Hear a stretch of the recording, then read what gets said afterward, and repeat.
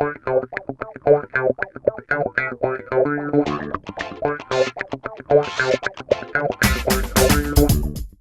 like entering any market, for any luxury brand, the first thing is to get your name right. And there's this brand called BMW.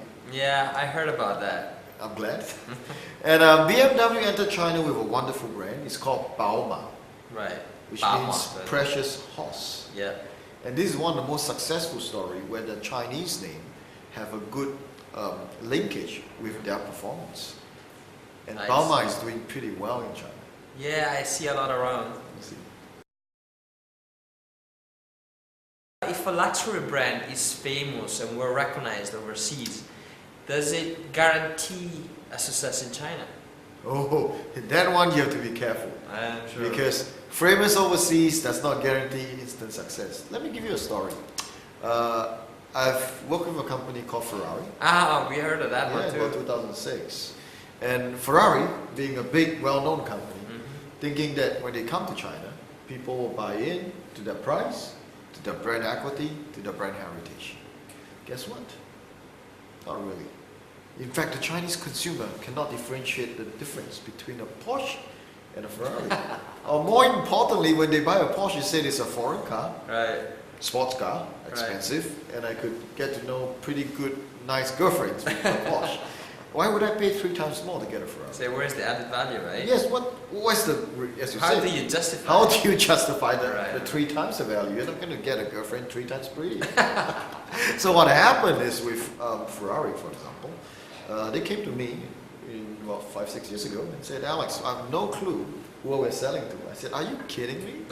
And they said, that's true, because when they first entered the China market, the dealership kept their database. So they didn't know the target customer. Not really, actually. No? So I said, fine, give me 3 months. I'll give you an answer. And within 3 months, I sent out a group of marketing paparazzi. That's what I Right. call it, basically. A group of guys with cameras and videos, and they went out.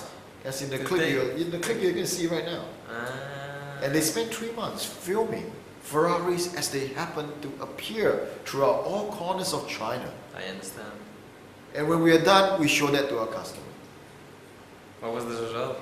What do you think? We realized that Ferrari only turn up at night, after 9 p.m. every night, and only happens at all the different night spots. More importantly, we realized that Ferrari owners are like vampires. They are allergic to light. And Ferrari changed their strategy for all their product launches. Just for this. Yes, and what they did was this. They moved all their product launch to after 9 p.m. when the sky's dark. And surprisingly, that doubled their sales. Did it? Just by doing one little change. simple action. By understanding how the Chinese consumer reacts to the product, to the brand. You can go through a lot of studies, but you realize that luxury brand is still relatively new concept, even though the Chinese are not foreign to luxury. Right. But luxury brand concept is still at its infancy. And I'll give you a real life case again. Beruti Please. being one of the most expensive shoes. I was helping them with some product launches, celebrity endorsements and everything else. And we realized that, we realized something very interesting as we observed their retail. In China, to be positioned as a tier 1 retail, it's like having your shop in a Fifth Avenue venue. Yeah. Like in New York, right? Yeah. But in China, you have to have it in this place, in several places. In Beijing, it's the World Trade Center. Yeah, go And Beruti has a outlet there. And what happened was something that is mind-boggling, because if you go to Fendi, you go to Louis Vuitton, you go to Gucci, you realize that they don't put price tags to them. You know the style you want, you ask for it, And you they're take not a look. supposed to, you know, like... Yeah, if you couldn't afford it, you wouldn't go Right, in. exactly.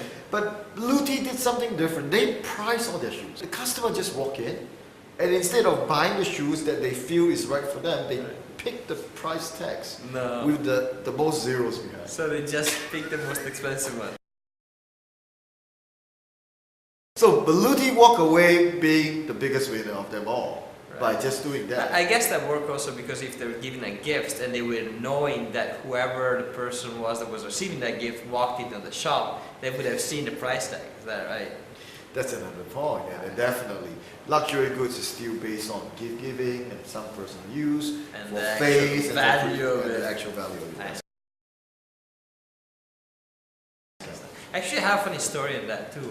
You know, I think for luxury brands, an interesting take is that when they come to China, they can kind of have a second life. You know, they're reborn. They can start from zero. And I guess you know Omega, the watch brand. Sure, right? of course. They came to us in 2008 and they have a very clear objective. They wanted to be the reference luxury watch brand in China. So what they did, they started asking us to sign celebrities. So we signed with Zhang Ziyi, and then we signed with 20 other celebrities, and they were the brand friends. Yes. That's what they called it. And then, you know, we started, it was 2008 again, so we started at Roadshow. And there was a roadshow throughout all the second and third tier cities in China, bringing the celebrities, bringing this glamorous environment and vibe to the brand, with the management as well. Sure. And then, if that was enough, they bought 25% of all the media advertising of watches in China.